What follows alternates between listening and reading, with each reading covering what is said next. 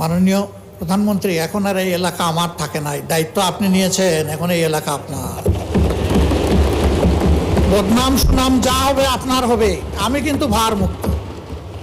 আমি বলে দিয়েছি যে উনি দায়িত্ব নিয়েছেন।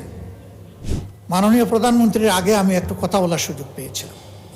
যে এলাকার মানুষ আমাকে নির্বাচিত করে এখানে পাঠিয়েছে, মিরপুর কাফরুলের ঢাকা 15 আসনের মানুষ, তাদের কিছু সুখ দুঃখের কথা বলেছিলাম।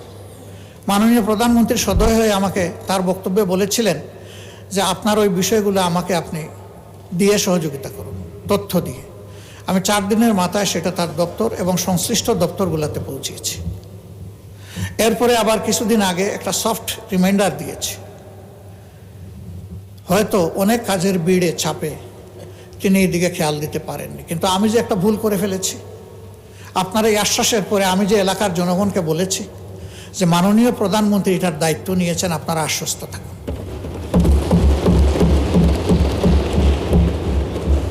আমি মাননীয় প্রধানমন্ত্রীকে বলেছিলাম অবস্থাটা পানির জন্য কারবালার মতো, 1 ফোঁটা পানি পান করার সুযোগ দিন।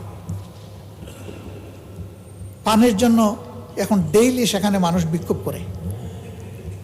আবার কিছু অসাধু ব্যক্তি রাজনৈতিক যুগ সাজসে রাতের বেলা এরা পানির পাইপ কেটে বিভিন্ন জায়গায় তাদের পাওনাটা আদায় করে, অবৈধ পাওনা আদায় করে সেখানে পানির অবৈধ সংযোগও দিচ্ছে। মাননীয় প্রধানমন্ত্রী, এখন আর এই এলাকা আমার থাকে নাই, দায়িত্ব আপনি নিয়েছেন, এখন এই এলাকা আপনার। বদনাম সুনাম যা হবে আপনার হবে, আমি কিন্তু ভারমুক্ত। আমি বলে দিয়েছি যে উনি দায়িত্ব নিয়েছেন। এখন আপনি কি করবেন সেটা আপনার ব্যাপার।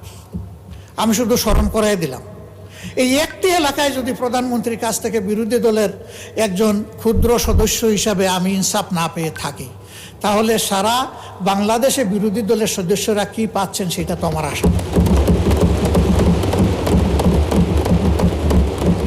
তবে ধন্যবাদ জানাই মাননীয় স্থানীয় সরকার মন্ত্রীকে, তিনি সর্বশেষ একটা চিঠি এটাও কিয়ামতের আগে দিয়েছেন যে সকলের জন্য সমান এই আপনাদের এলাকার অ্যালটমেন্ট। আপনি যখনই দেন আপনাকে বিশেষ ধন্যবাদ, সমানভাবে দেওয়ার কারণে এই সাম্যতাটাই চাচ্ছি।